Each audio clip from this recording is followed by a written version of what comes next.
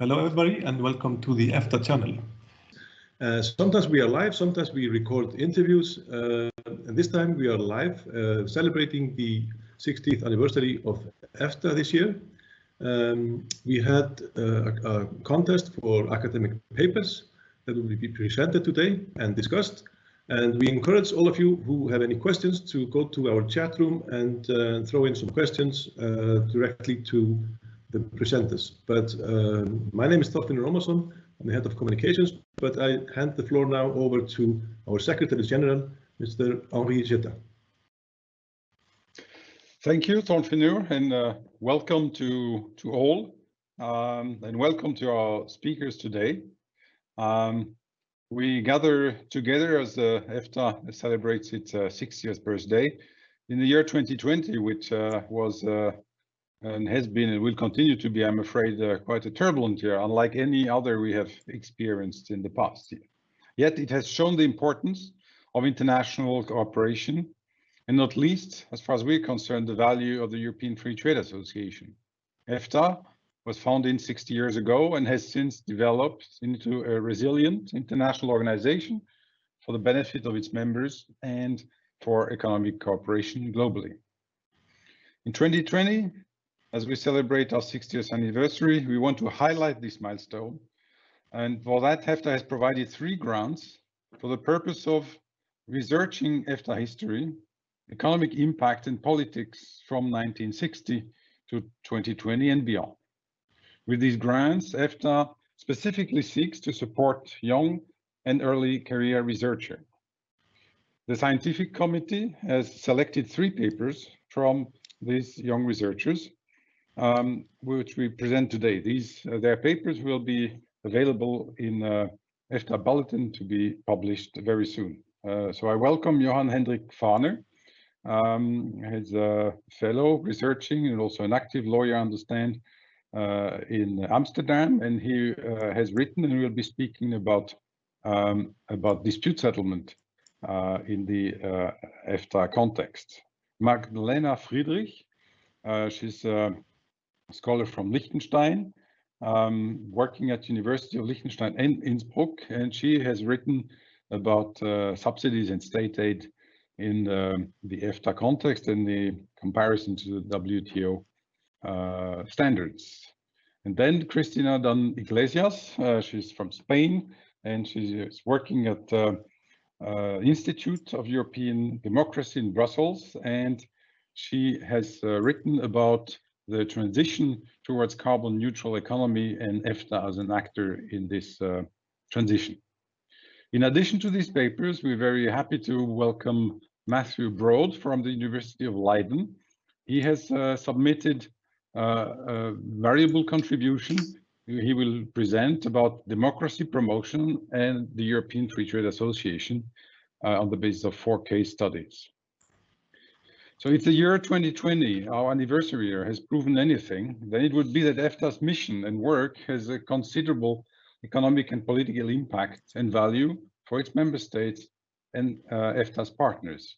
This solid fundament helped EFTA countries navigating the recent COVID crisis, just as it served them in ensuring stability and prosperity throughout the turbulences and historical shifts of the last 6 decades. All papers show the role and value of the European Free Trade Association in various fields and times, and I wish to thank again our contributors of today for their contribution in today's presentation. I hope with that you will enjoy the event today.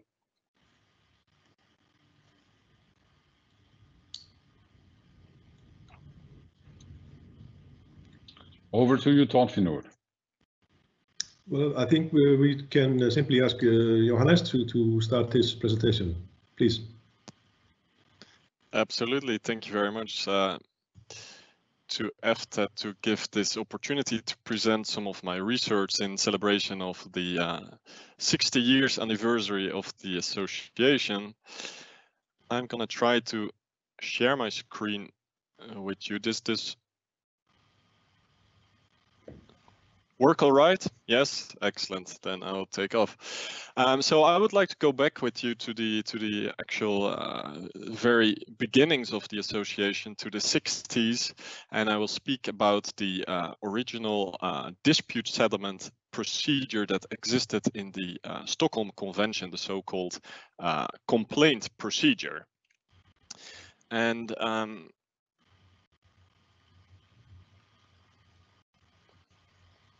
I'm trying to get to the next slide. Do you have the next slide, Georg, or is it still stuck on the first?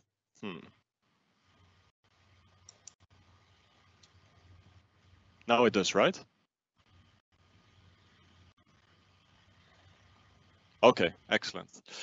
So of course, all of this started with the Stockholm Convention signed in January 1960 and entered into force in May 1960. And this convention had a very interesting dispute settlement provision, Article 31, which allowed member states of EFTA to bring a complaint to the Council if they consider that another member state had breached its obligations under the convention or failed to comply with its actions.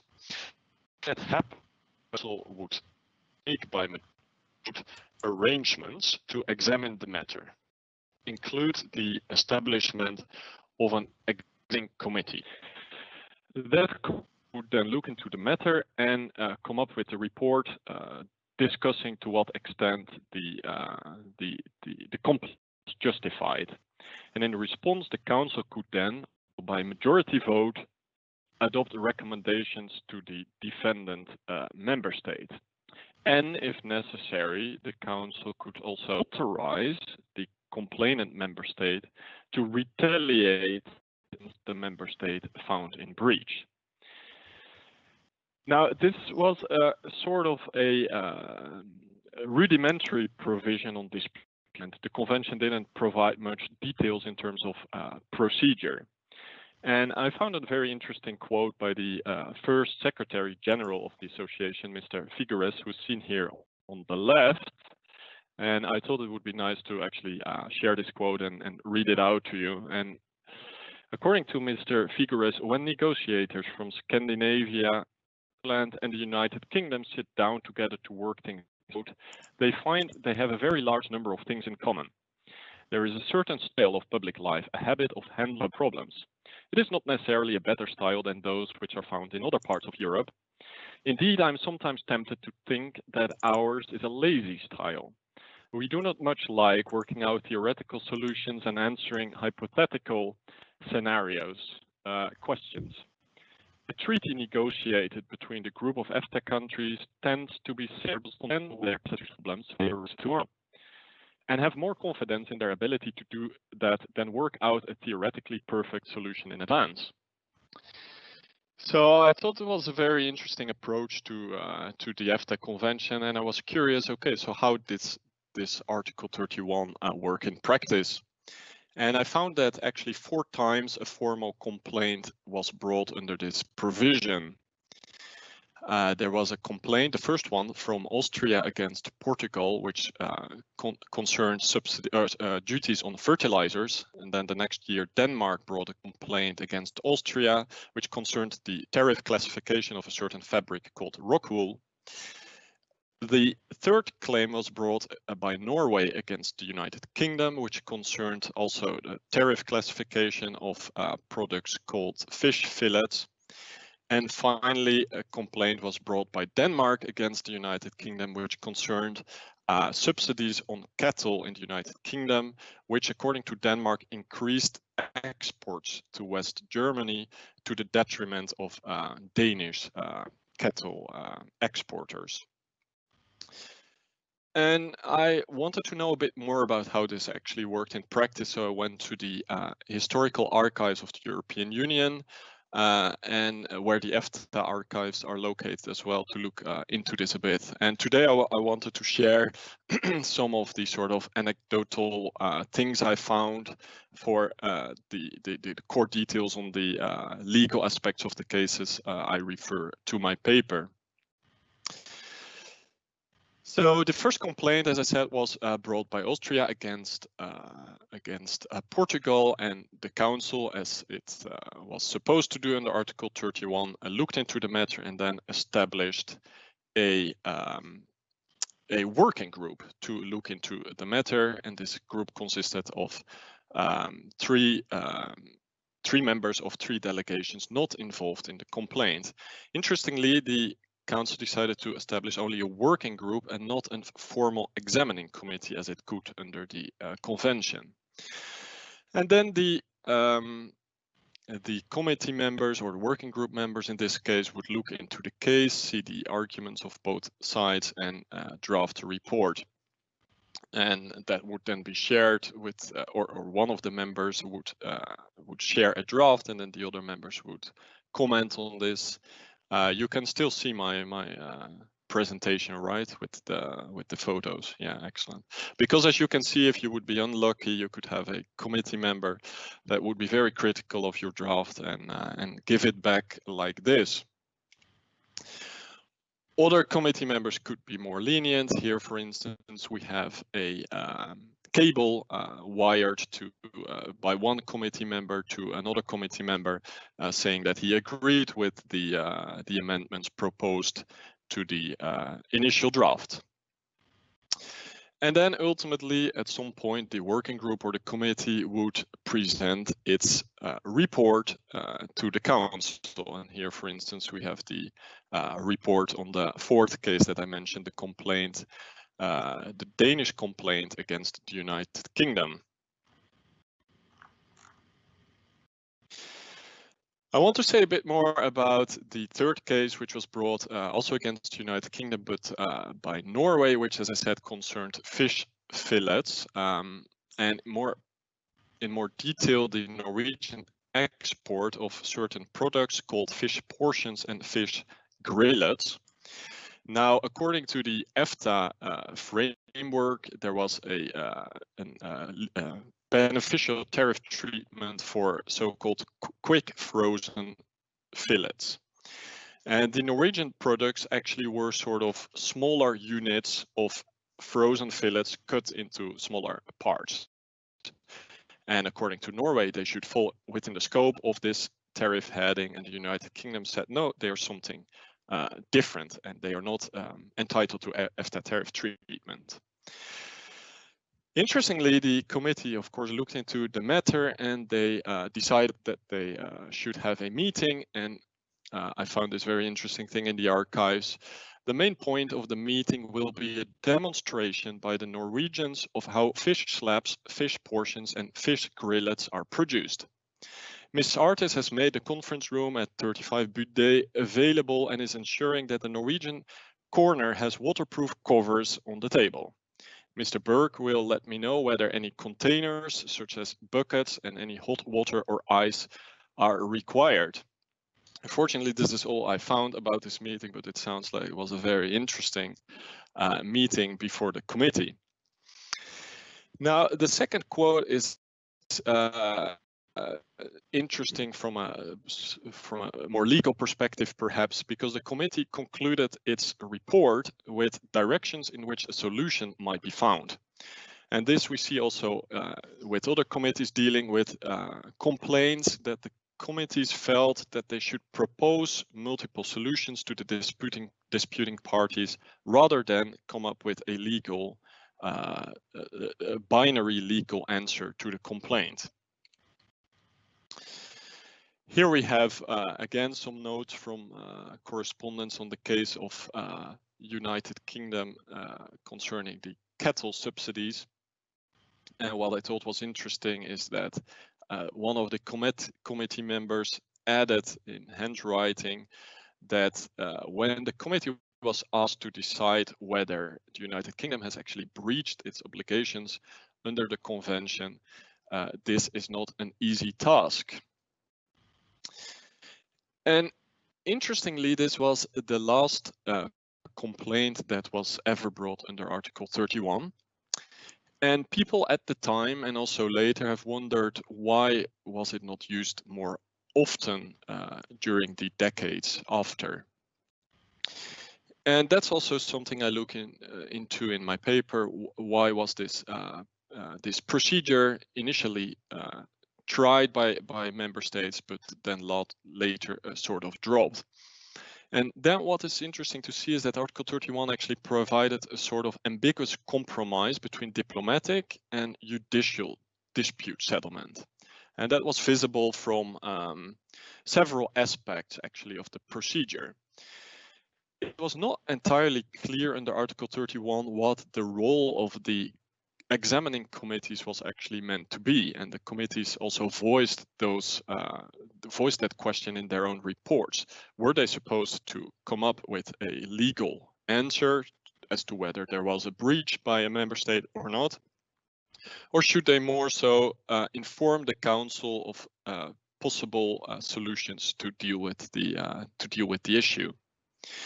And then secondly, the whole procedure was ultimately in the hands of the Council, and even though the Article 31 provided for the adoption of measures by majority vote, the Council showed that it was often willing or more interested in finding a compromise solution than publicly condemn a member state and declare a breach and resort, for instance, to formal recommendations or retaliation. And also what is shown in the different cases is that the committees and the Council were all more focused on the future and on the goal of finding a compromise than to determine whether conduct in the past was in breach of the convention or not.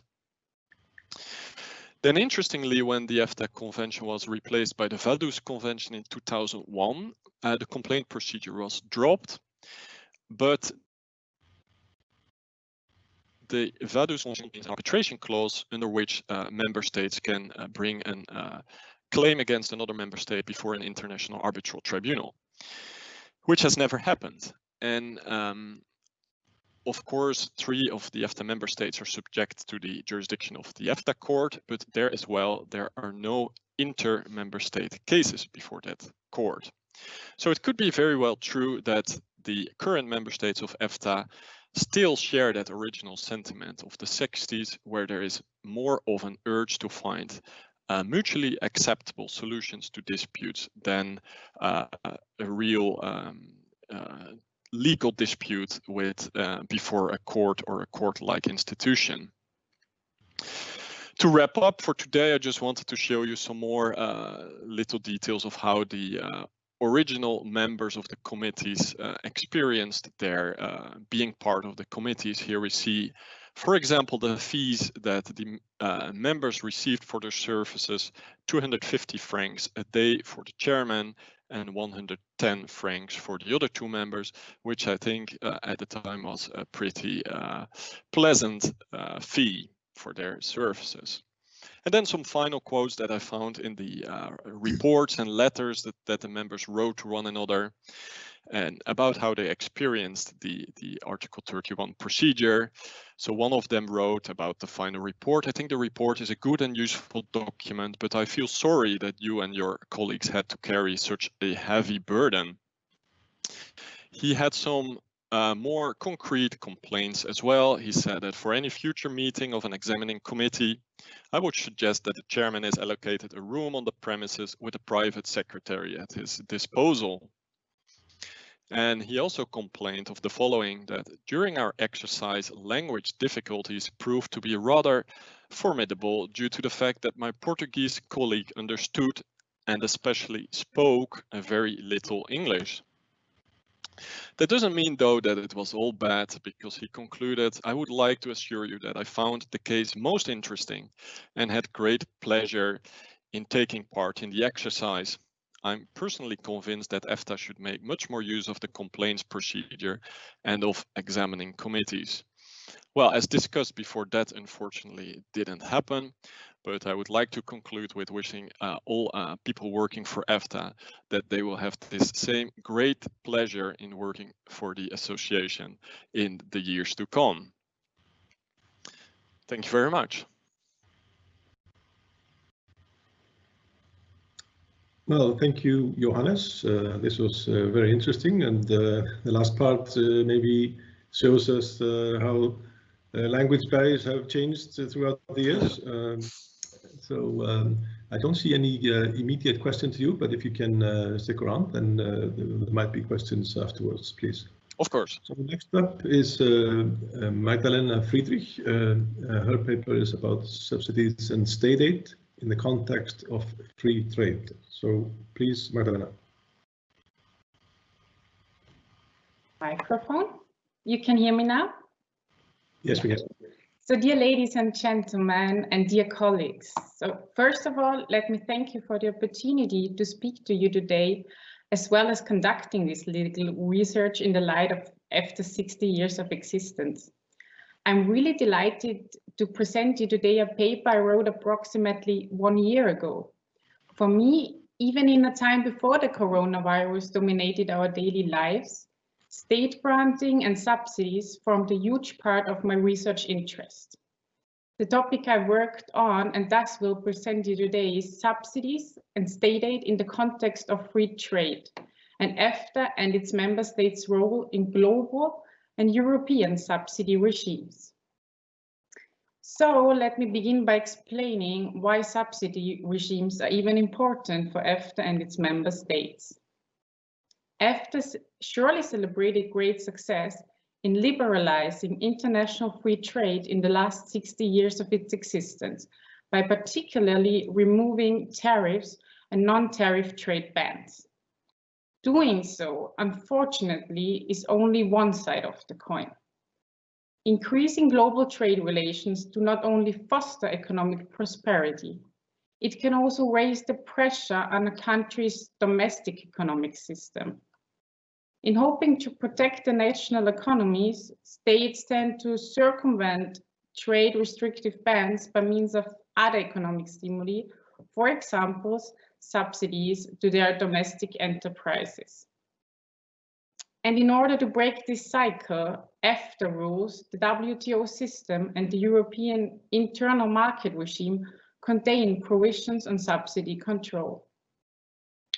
The purpose of my research endeavor has thus been to identify the roles and obligations of EFTA member states within the respective state aid regimes and how this should affect EFTA's future approach in conducting free trade agreements. By doing so, I have argued that EFTA must bear in mind the differences between European regulation and WTO law when concluding further free trade agreements or rearranging existing ones. And now let me explain to you how I came to this conclusion. EFTA, as well as its member states, are embedded in different legal structures in terms of subsidies. As you're surely all aware, all 4 EFTA states are members of the WTO. Furthermore, an exemption to the WTO's most favored nation principle, EFTA itself forms a free trade area, and free trade agreements concluded by the EFTA also qualify as such. And in addition to that, all EFTA states are linked to the European Union, its single market, and competition rules in some way or another. These subsidy control systems, namely the multilateral agreement on subsidies and countervailing duties in the global trade context, and Article 107, fourth further of the Treaty on the Functioning of the European Union, respectively, Article 61, fourth further of the EEA Agreement, affect EFTA's international trade and economic policies.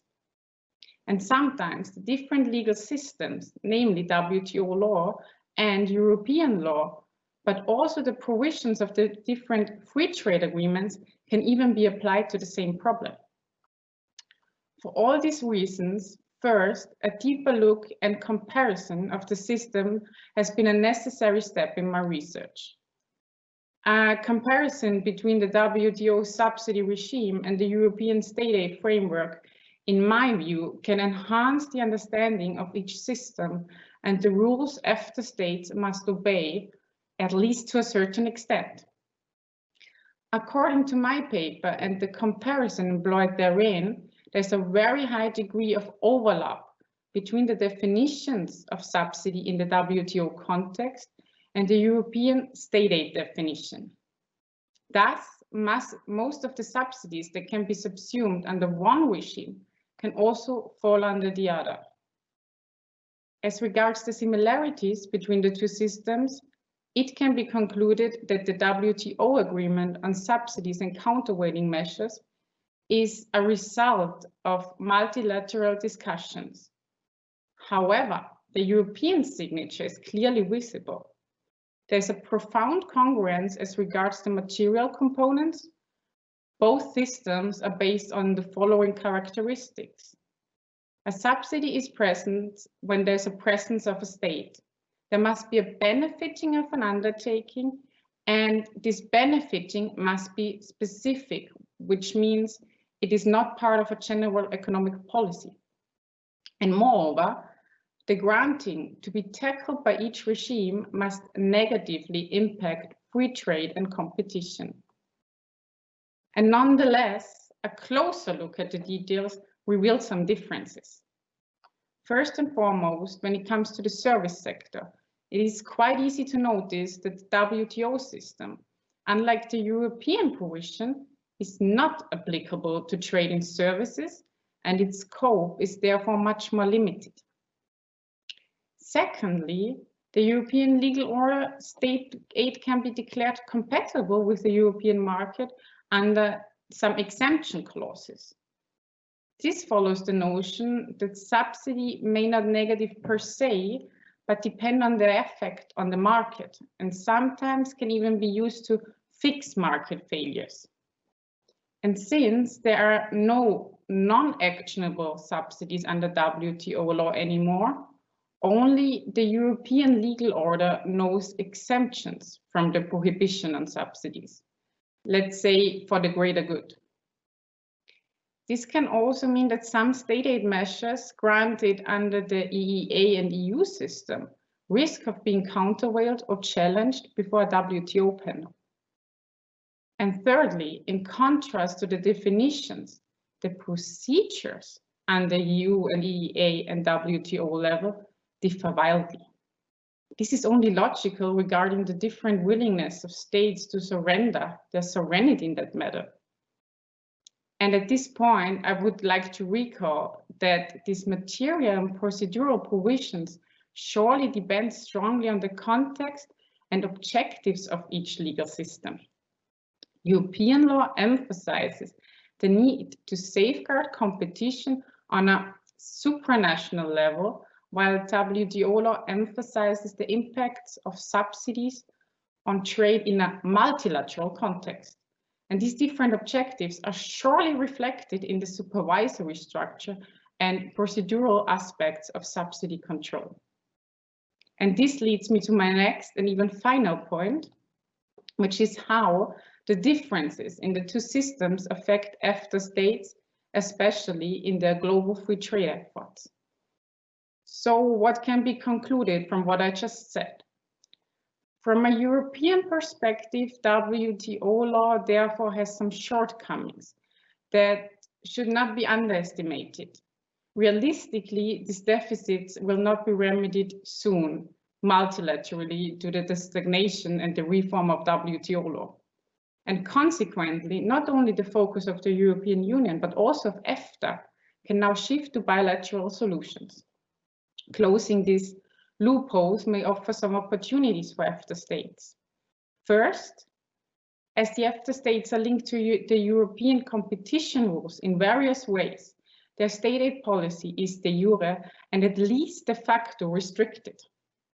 Whereas the strict application of state aid rules may be reasonable in order to ensure competition and equal opportunities in the internal market, the strict application might also harm EFTA undertaking vis-à-vis third country undertakings, because they operate under less strict condition or with no subsidy control at all sometimes. EFTA does shall same as the European Union seek to remedy these shortcomings and incorporate state aid provisions in its multilateral and bilateral agreements. In particular, the inclusion of subsidy rules, which also apply to services, would be in EFTA's best interest. For example, as the financial service sector accounts for a large part of the economies in Liechtenstein and Switzerland, these countries could make a strong effort to achieve a level playing field with other financial institutions of third countries. And in addition, the global revival of incontestable subsidies is another important aspect. As mentioned before, the granting of subsidies can also have positive outcomes by pursuing legitimate policy objectives, such as climate protection, for example. And for example, 25% of all EEA EFTA states aid measures are granted in the field of research, development, and innovation. So to say, EFTA states could also be a pioneer in promoting a global revival of subsidies with a target on the greater good or greater interest. And lastly, to make existing WTO rules on which most EFTA free trade agreements are based more effective, a focus shall lay on the improvement of the transparency and enforcement of state granting. EFTA could use the opportunity of free trade agreements to create incentives for trading partners to notify their measures and to do so in a comprehensive way. Obligations, such as those implemented in the free trade agreement with Chile, to provide information on the legal basis, the form and the amount of a planned subsidy may be a first step in transparency matters. So by bringing third countries to a more comprehensive subsidy regime, the pressure on EFTA states and their economies, which goes hand in hand with the strong relationship with the European Union, can be reduced. As far as EFTA is concerned, a possible way out of this situation can be found in the instrument of free trade agreements. All in all, the conflicting objectives must be balanced, and EFTA must surely negotiate well to implement more detailed subsidy provisions. And in my view, the combination of European state aid policy and international free trade efforts surely resemble a political tightrope act, but is certainly not an impossible mission. And with that rather optimistic statement, I want to end my presentation. Thank you for listening and for your attention. Yeah, thank you for your contribution. There's one question to you, maybe not directly to your presentation, but indirectly, because you were speaking about WTO, and there's a question about whether you have any thoughts about future trade with the UK in post-Brexit. Did you sort of get any opinion on how that should be dealt with along the I surely have some opinions, but it's not my specific field of research, as I'm working in Liechtenstein, and Liechtenstein is a member of the European Economic Agreement. Sure, for us it's a feasible way of a different integration with the European Union, but I'm not really into the whole UK thing. I can only speak for the view of Liechtenstein, and for us the European Economic Area is a really good way of being integrated in the European market. All right, thank you. Maybe you can stick around as well if we have more questions from the audience. Thank you so much. So next up is Cristina Iglesias, who has a paper called EFTA as an actor in the transition towards a carbon neutral economy. So please, Cristina. Hello, good morning. I would like to start by thanking the organizers and the EFTA member state experts that were open to discuss about some of the elements of this paper. and also to the members of the scientific committee for their valuable feedback. In 2018, the Intergovernmental Panel on Climate Change, a special report, proved the urgency for limiting global warming to 1.5 degrees, but staying in this scenario requires achieving net zero emissions around 2050. Along the paper, I address the contribution of EFTA to the transition to a carbon neutral economy from two dimensions: the cooperation with the European Union, particularly regarding the EU emissions trading system, the EU sharing regulation, and the regulation on land use, land use change, and forestry, and on the international sphere by addressing the progressive integration of climate change provisions in the EFTA free trade agreements. Regarding the cooperation with the European Union on climate, the EU emissions trading system, which is currently the world's leading carbon trade system, has been its cornerstone during last year. Norway, Iceland, and Liechtenstein joined the EU emissions trading system at the start of the second trading period in 2008, when the emissions trading system directive was incorporated into the EEA agreement, and this was also the first international agreement signed by the European Union in the context of the emissions trading. This year, the Swiss emission trading system was linked to the EU one, which means that now all EFTA member states are part of the EU emissions trading system. The motivations for linking emissions trading system are often the search for economic efficiency, liquidity, and price stability, which was also the case for Switzerland, and the incorporation of the EU emissions trading system directive to the EEA agreement and the recent linkage of the Swiss emission trading system is expected to help EFTA member states to achieve their targets more efficiently. However, there is no sufficient evidence regarding its potential as a driver of a higher degree of ambition in climate policy. For Iceland and Norway, the climate cooperation in the context of the European Economic Area was extended to areas that are outside the emission trading system last year, in particularly the effort sharing regulation and the regulation on land use chain, and forestry. Regarding the effort sharing regulation, this regulation sets national greenhouse emissions targets for those industry sectors that are not covered by the EU emission trading system, such as, for instance, transport, building, agriculture, and waste. And in the context of the effort sharing regulation, both Norway and Iceland have committed to go beyond the targets that would correspond to them. And while at present it is not possible to determine or assess what will be the outcome of these measures that are contained in both plans, according to their estimations, the greenhouse emission reductions for both countries will be higher than the required by the regulation. And regarding the regulation on land use change, and forestry, in order to comply with it, states must ensure that emissions do not exceed removals for 2 periods. This regulation is based on the acknowledgement that there is a two-way interaction between global warming and land use. And while climate change has an impact in the functioning and the state of the land, change in land and land use can also modulate climate.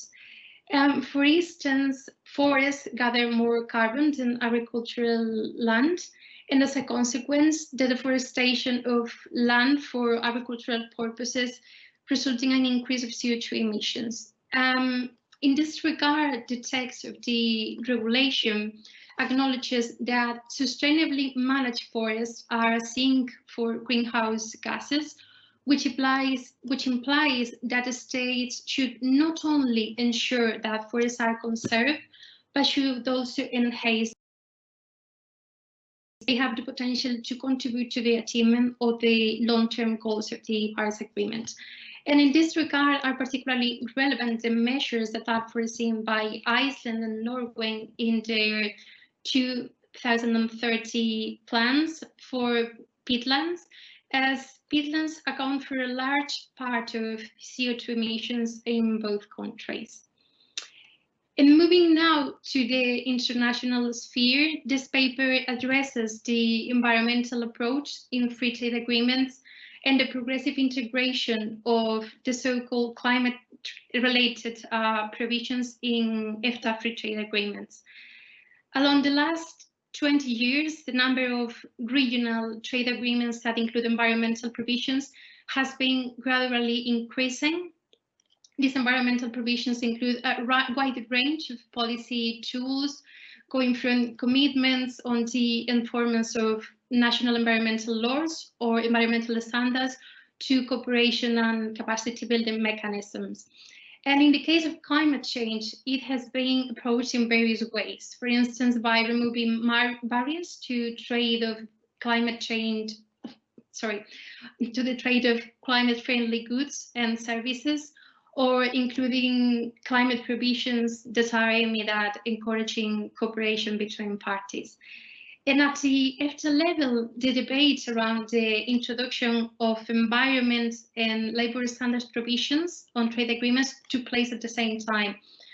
On November 2008, two ad hoc working groups, both on environment and labour standards, were created with a mandate to elaborate a set of new model provisions that could be proposed to the EFTA partners later.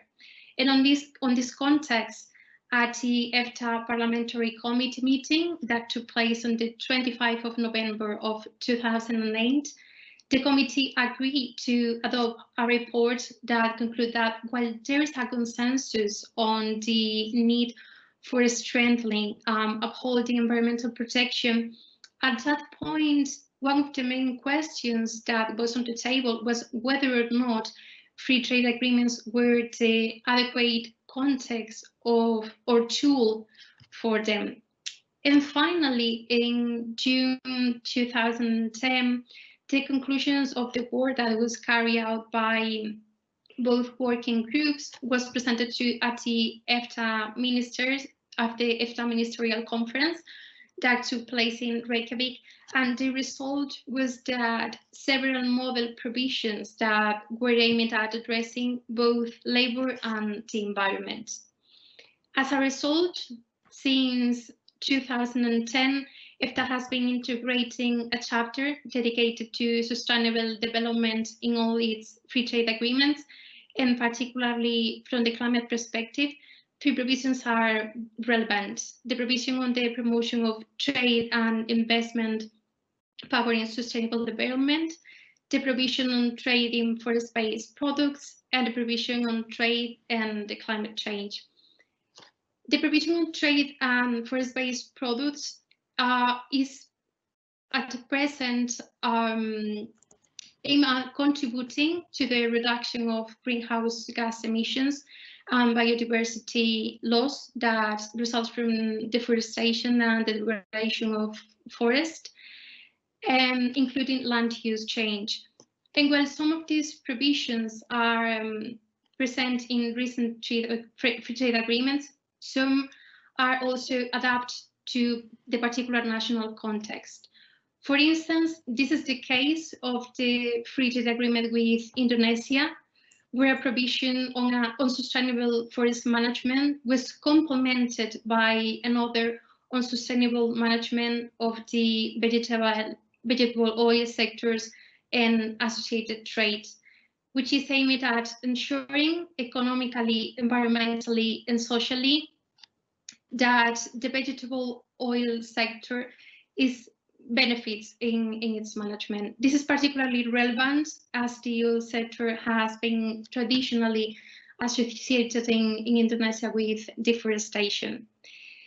And it is also important to know that a provision on trade and climate change was firstly introduced in the EFTA Ecuador Free Trade Agreement, which was signed in 2018.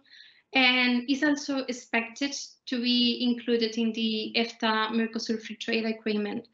It recognizes that trade plays an essential role in the achievement of the objectives of the United Nations Framework Convention on Climate Change and the Paris Agreement, and ultimately in the transition to a low-carbon, sustainable and climate-resilient economy. In total, more than half of EFTA's free trade agreements include climate-related provision, which shows that the transition towards a low-carbon economy has gained increased importance in the EFTA's trade agenda, and its integration in the Sustainable Development Charter guarantees the possibility of bringing up any of these issues that are covered by them at the Joint Committee when one of the parties is not delivering. It also involves the periodic reviews of the progress made by the parties towards objective set in the relevant articles. Thank you. Well, thank you, Cristina. That was very interesting. We actually have an immediate question to you. Sure. About the provisions on sustainable development in the free trade agreements.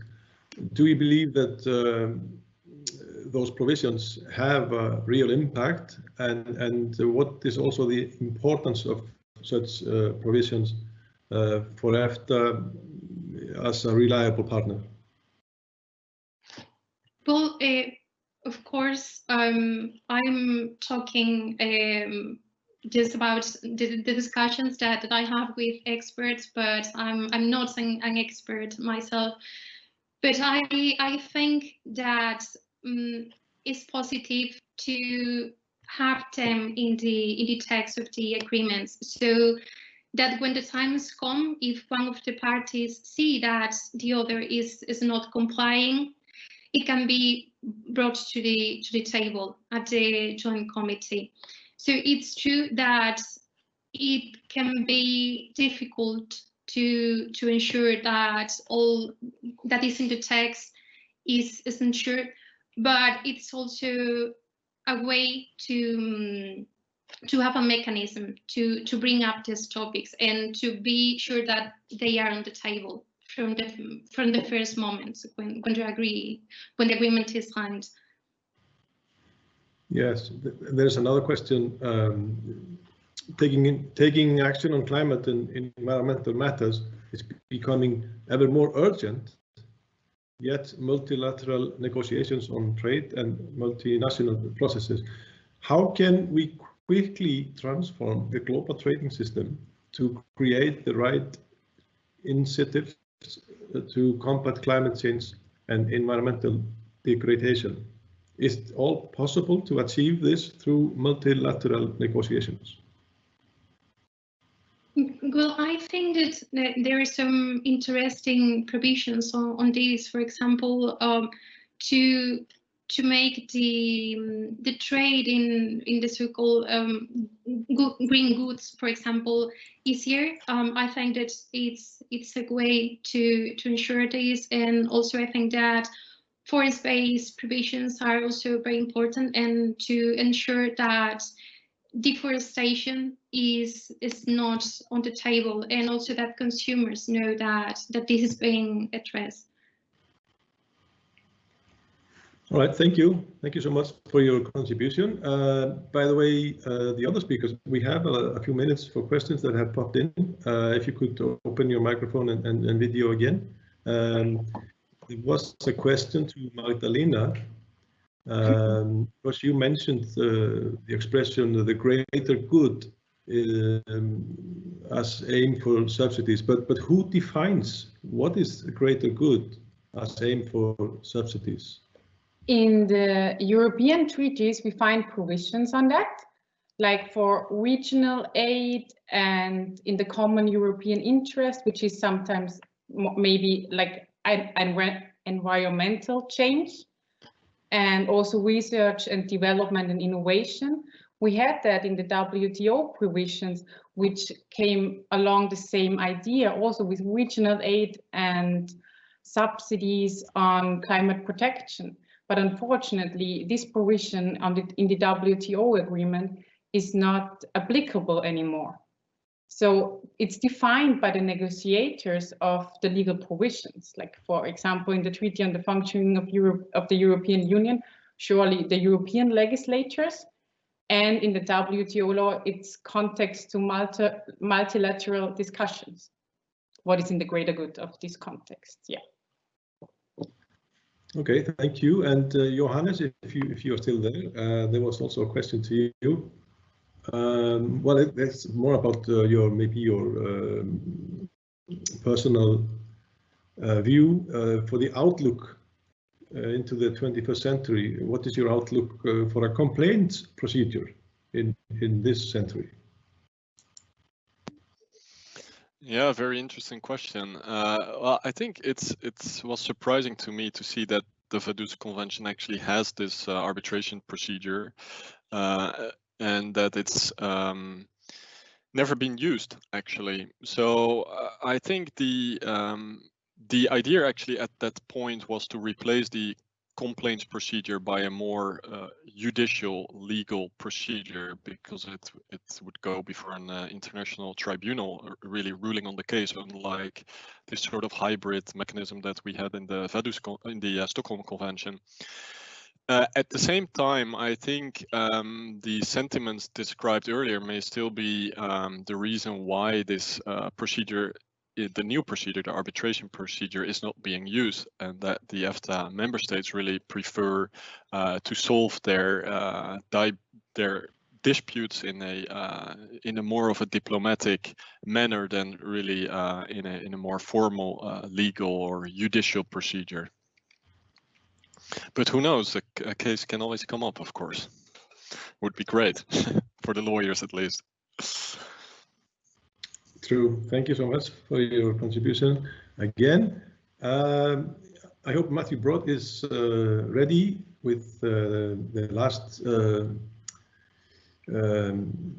lecture. Yes, Mr. Broad, you're there, and he's a lecturer at the University of Leiden and has 4 case studies on democracy promotion and the European Free Trade Association. But I hope all of you can stick around for questions afterwards. Thank you, Mr. Broad.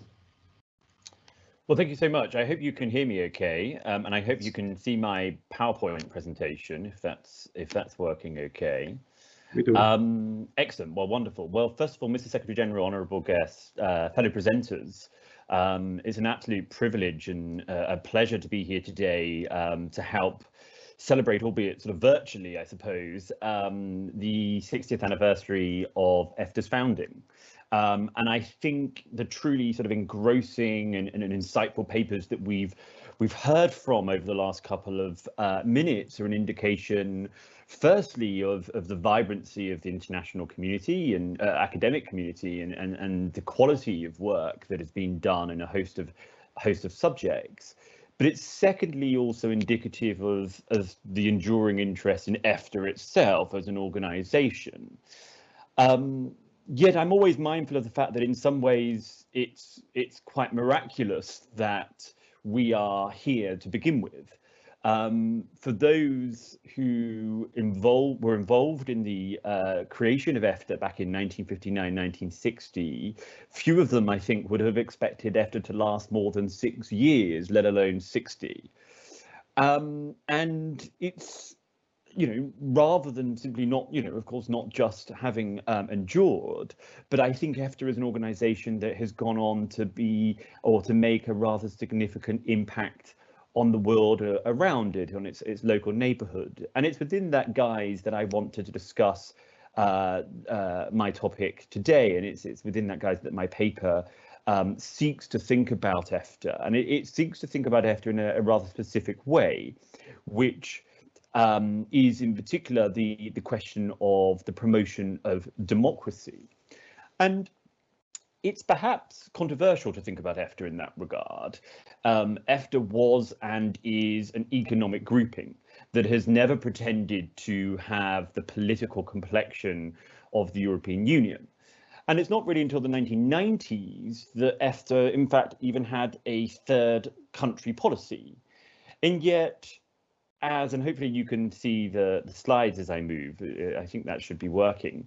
But I think as the former Secretary General of EFTA, George Reich, said, EFTA does not work in a political vacuum. And we see this in at least 4 examples, I think.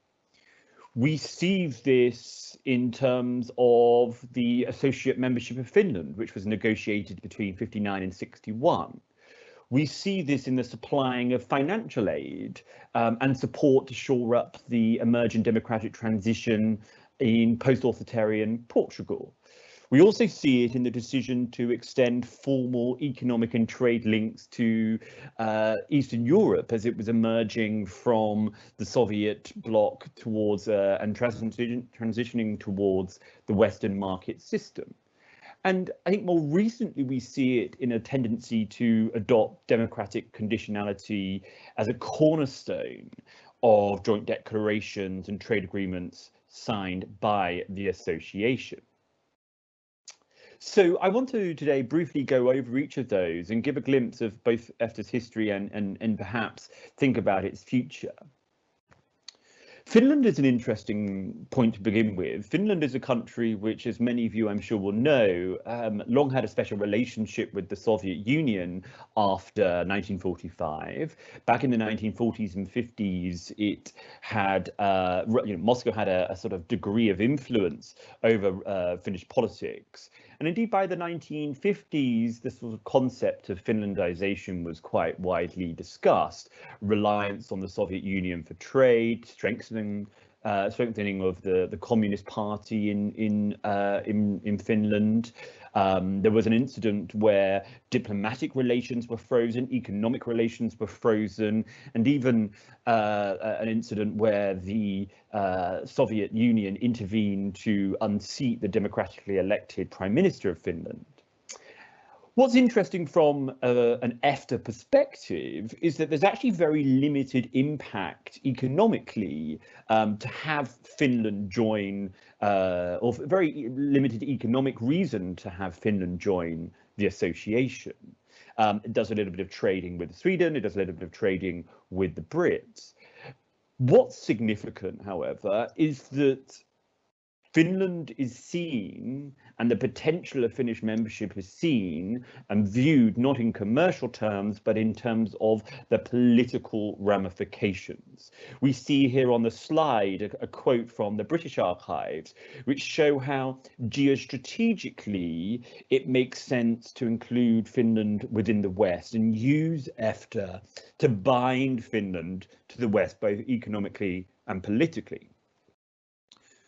We can take this quote from the US ambassador to Finland as evidence to how the Americans themselves also thought along these lines. And what's quite significant as well is this idea that EFTA in this period could go where the early European Union couldn't go. It was unimaginable that Finland would join the early European Union given its neutrality, given its relationship with the Soviet Union. So EFTA was able to use the prospect of associate membership, which was finalized in mid-1961, to tie Finland economically and politically to the West.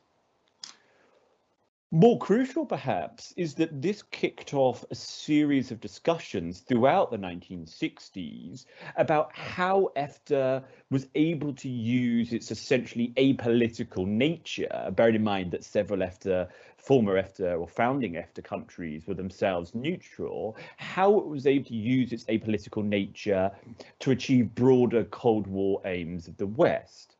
And so the discussion on Finland leads instinctively perhaps to discuss whether Yugoslavia ought to become part of the association and whether EFTA ought to replicate Finland's association agreement with Yugoslavia. And actually Yugoslavia ends up becoming part of the EFTA structure by 1967. It creates a working group and that becomes deeper and deeper as time goes on and becomes a major facet of EFTA's third country policy.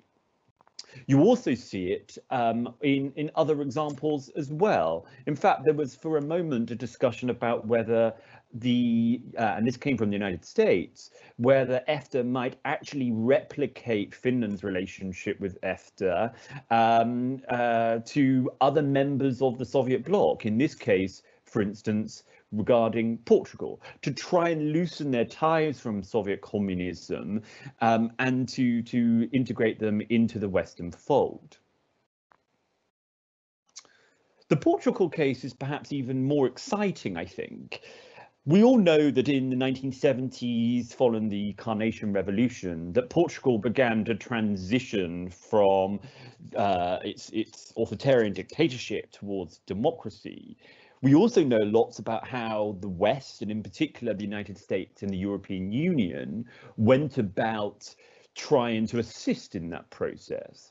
But of course, Portugal was a member of EFTA at the time. And in 1976, EFTA developed a developmental fund, an industrial development fund. And by 1984, it had given around 250 loans that had been issued to provide assistance in infrastructure spending, creating new factories, modernization of machinery. If you've ever been in the metro in Lisbon, that was partly paid for by the Norwegians. There were training schemes. By EFTA's reckoning, there was a dramatic increase in jobs, around 2,000 directly, and around 54,000 jobs were indirectly created by the support, both financial and in terms of advice, that was given to EFTA. And I think in many regards, this gives you an indication of just quite how significant EFTA was, approving loans up to $68 million. It set aside an infrastructure spending, which eventually ended up being around $150 million, allowing for inflation. So we can think about EFTA, and we can reconsider the way in which EFTA has had an impact on its local neighbourhood. The fact that it is able to use its trade remit to, in a sense, bring about the market economy, or to ensure mixed market economy is spread throughout Europe. And it does that through financial aid, it does that through promotion of trade and tourism. It helps to provides government with information on how to deal with the nuances of financial planning, of urban development, of how to institute education and welfare policies. So there really is a lot of learning and support given through what one might call the EFTA route. And this comes to light again in the 1980s and 1990s with the third example that I use in the paper, which is the fall of the Berlin Wall and the transition to democracy with Eastern Europe. Now, of course, EFTA in this period is going through something of a change itself. It comes at a time when the EFTA states are reconsidering the way in which they connect with the European Union, and it's out of this period that you have the formation of the European Economic Area. And indeed, for some, it's considered that EFTA shouldn't intervene in the Eastern European transition to democracy, in large part because there was a concern that EFTA didn't have the bandwidth, that it wasn't going to be able to sustain its own negotiations with the European Union, as well as trying to support the transition to democracy in Eastern Europe. And indeed, there was a discussion about whether it should have any role, since the EEA should take precedent, and perhaps the EEA itself would go on to have the sort of role that some EFTA states wanted EFTA to have. But as I said, some EFTA states did want it to be slightly more offensive and involved in this. And we see on this slide, for instance, this idea that there was a call for EFTA to take a positive or reaction and positive steps to help in the ongoing process of democracy transition in Eastern Europe. No, I don't want to pretend, and I think we would be wrong to do so. I don't want to pretend that EFTA was speaking necessarily with one voice here. There were divisions, there were degrees of enthusiasm for this sort of role. Certainly, the Norwegians were perhaps far more happy and far more keen, perhaps as a NATO member, of course, to be involved in this regard, and it saw that EFTA ought to have and should have a role to play vis-a-vis Eastern European countries.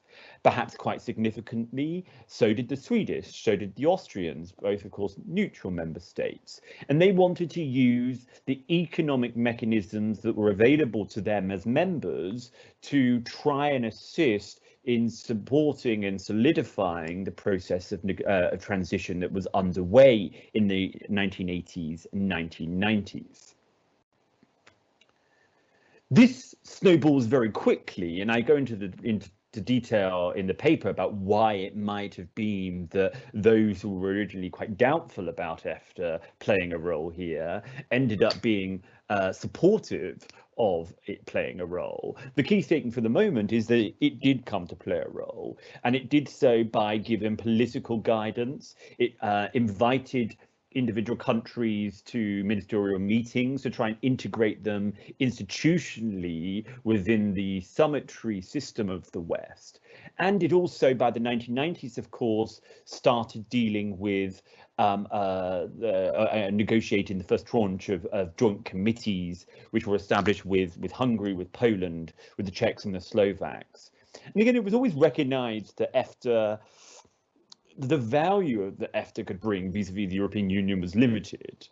But again, the agility, the flexibility of EFTA became a real key opportunity for EFTA and a benefit for EFTA in order that it was able to provide practical, effective way to support efforts. And in one perhaps unguarded moment, an EFTA minister turned around and said that actually EFTA was able to do things in a less time-consuming and bureaucratic way, which was perhaps a slight attack on the European Union and its politics.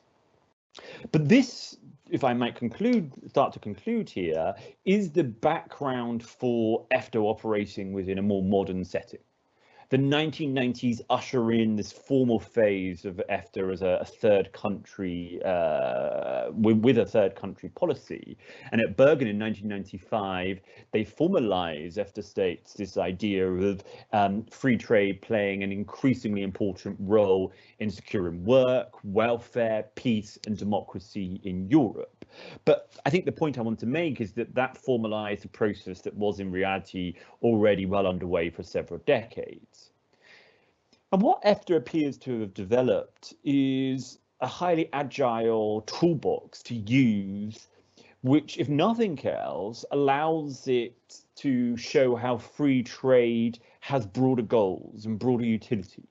Whether it be technical assistance and helping to build state capacity, whether it be ensuring institutional resilience. The capacity of EFTA as a much smaller organization, but one with rich and stable member states, is able clearly to affect change at the European and increasingly the broader international level.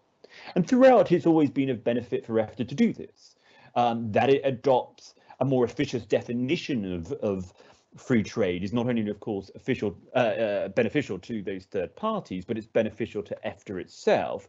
It provides an economic and, of course, political opportunities which filter down into opportunities for EFTA businesses and tradespersons, etc. Now, only the future historian will be able to assess whether these more recent examples, which I explore in the publication, and for time reasons I don't have time to explore in depth today, but only the future historian will be able to assess whether the background and what drove and the debates around the third country policy that EFTA has today. But I think the recent historical examples show that, well, perhaps EFTA is reticent to admit it, it has played a notable role at crucial moments in European history, and one certainly would hope that it continues to do so in the future.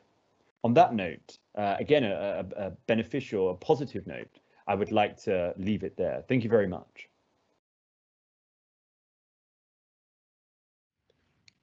Well, thank you, Mr. Broad. Sorry for the wait, but there's an immediate question to you. Thank you for your contribution. It's about Portugal and Finland. Do you believe that they would be or would have gone to the same economic stability when they entered the European Union if they had not been an EFTA member?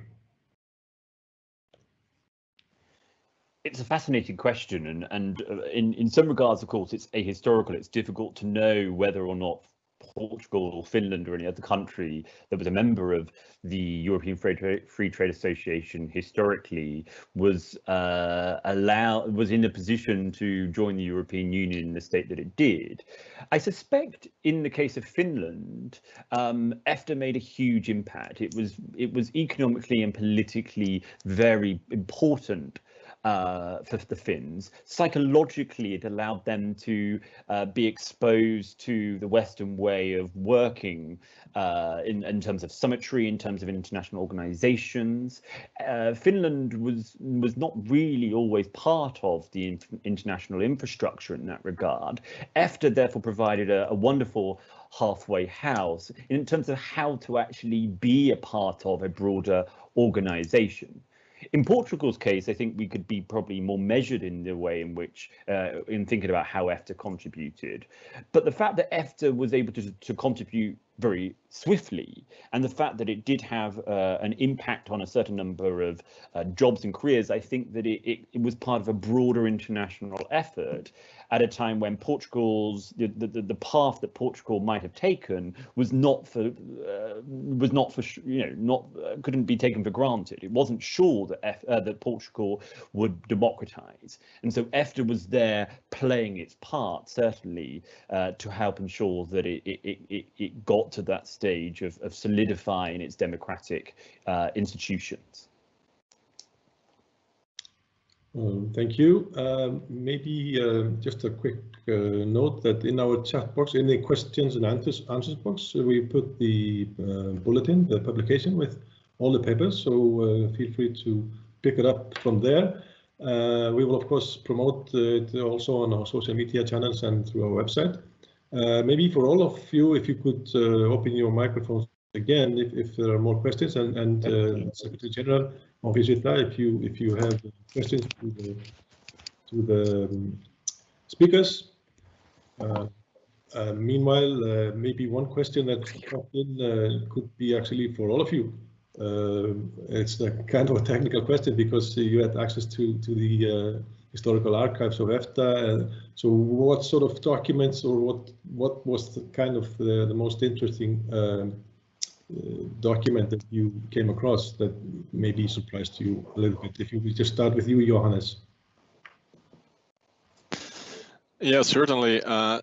So I found the archives extremely well organized and accessible, so it was relatively easy for me to locate the documents I needed that would deal with these sort of obscure cases that had been forgotten for 50 years.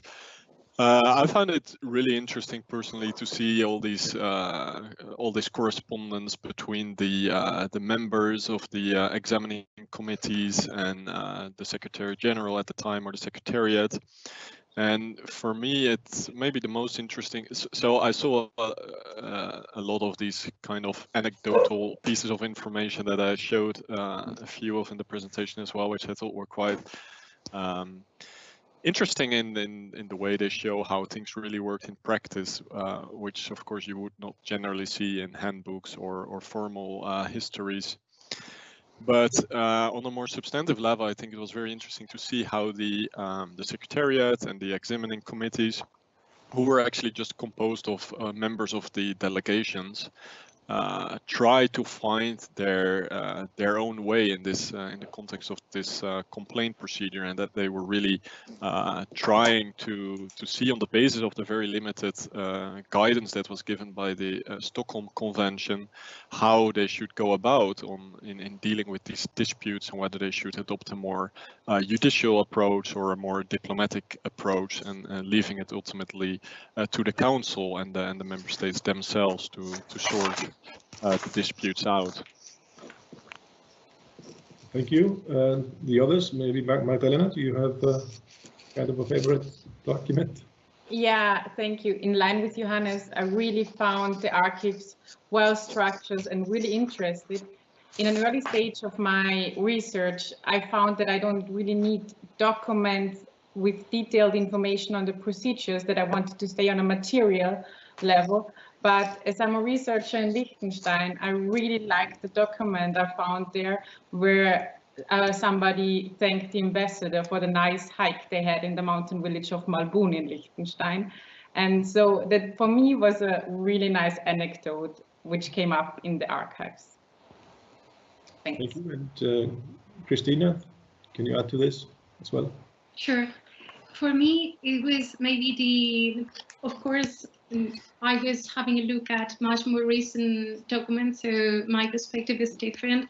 But I found very interesting the report of the EFTA Parliamentary Committee meeting that took place on the 25 November of 2008, and how the perspective that they were having on this kind of provisions of environmental provision was different, and there were a lot of doubts about how they could work, and if free trade agreements were really the place to put them. So I found this very interesting. Thank you. Maybe Henrietta, if you have questions to the speakers. Yes, with pleasure. But first, thank you all warm-heartedly for your contribution. It's very interesting to hear you, and I think it's also motivating to see that working on EFTA can also bring research and thinking further beyond the realm of our own existence. I think this also shows how diverse EFTA and its contribution is. I would have a kind of a personal question to all of you about the work you've now devoted to EFTA, and that's how you experience that, how that places into your broader research activities, and what you may draw from this experience in your future work. Whoever wants to start.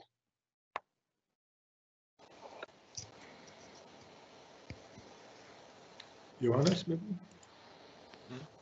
Yes, absolutely. Well, thanks. That's an interesting one as well. So my research generally is in international dispute settlement. I didn't look at EFTA before, actually, so it was for me very interesting to sort of expand my own horizon as well in this regard. And I think what applies to many international lawyers is that we are very focused on courts and formal procedures of dispute settlement, whereas in reality a lot more is happening and is being solved actually through diplomatic channels or sort of semi-judicial channels.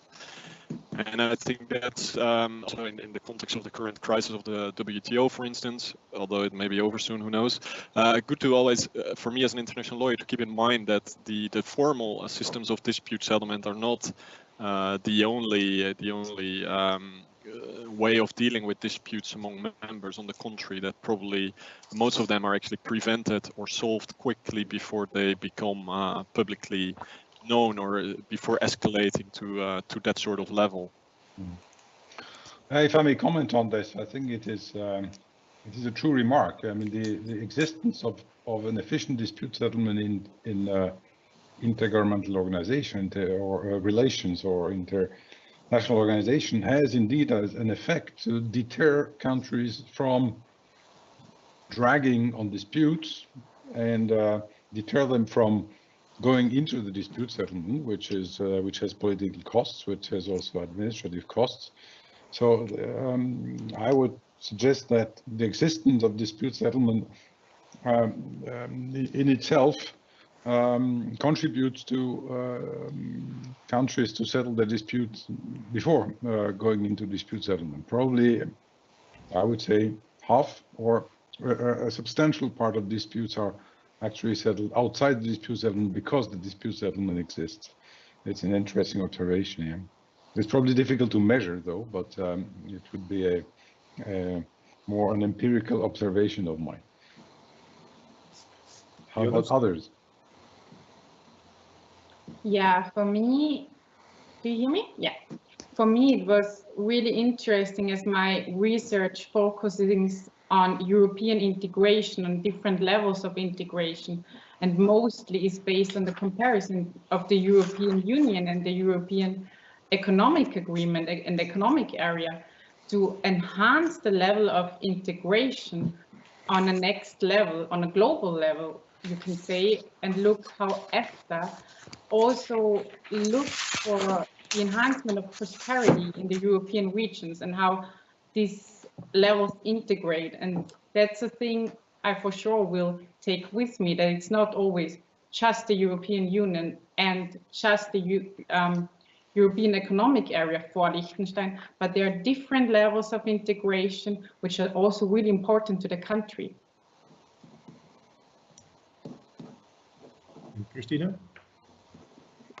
Yes, for me, in a similar line as what Magdalena was saying now, I'm from Spain and my background is in EU climate and environmental policy. So for me, it was a bit of a challenge to do this research, but it was indeed very, very enriching, saying how both EFTA member states and also EU member states can benefit both from this collaboration and also to seeing from the historical perspective how this collaboration has been becoming more and more close.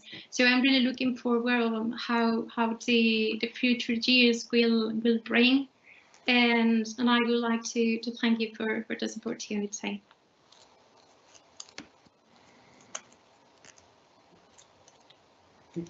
Matthew, any comment on this? Yes, well, it's a really interesting discussion. I am by training a historian of Europe after 1945 up until the modern period. Like Magdalena, I'm interested in specifically in European integration, and I started life thinking about European integration to mean the European Union.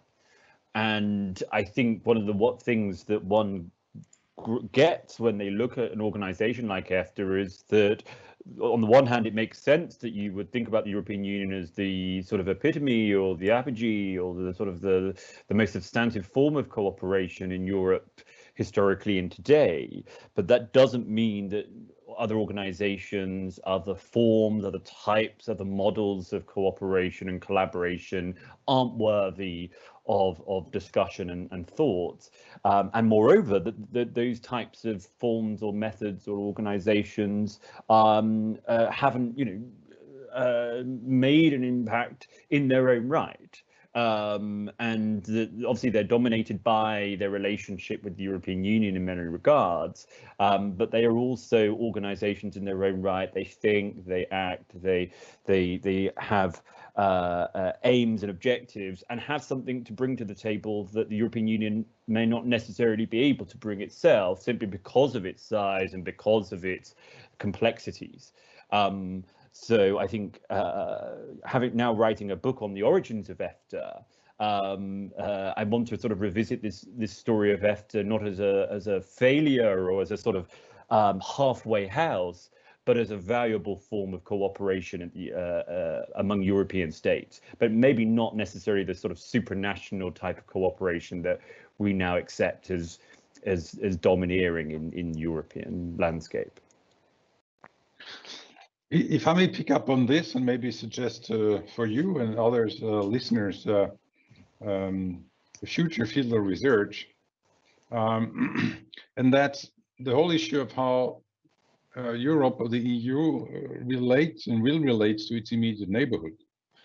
There is something called the European Neighborhood Policy, but it actually concerns countries that are a little outside the European continent.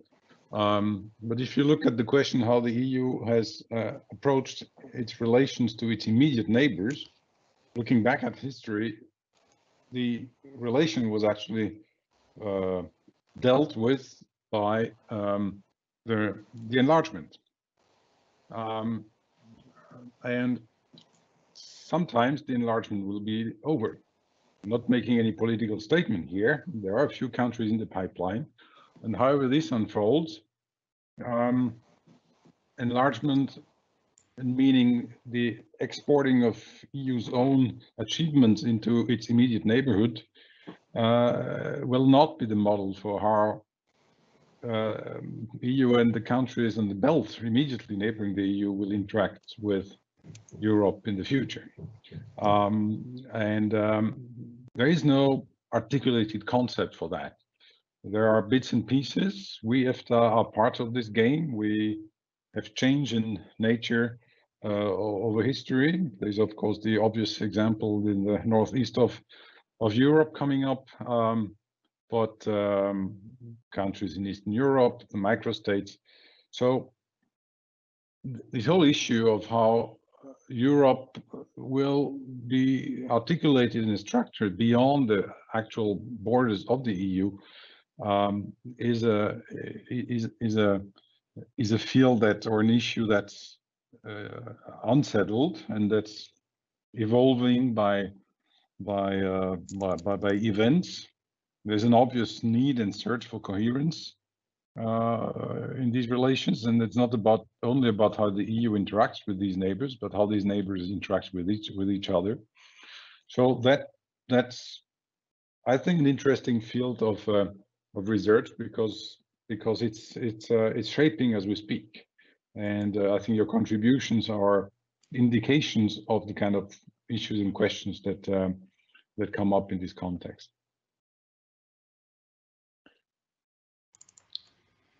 Back to you, Sonfinur.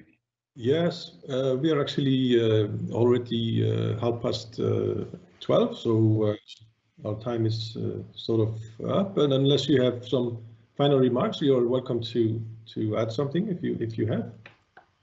To all of you, just take the floor.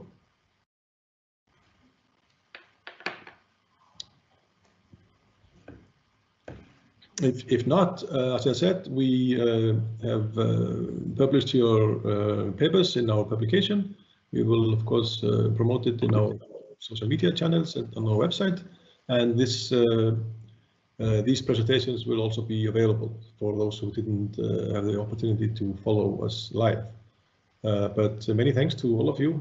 And I hope that this was of some value in your careers as well. Thank you. Thank you. Many thanks. Thank you very much. Thanks a lot. Thank you.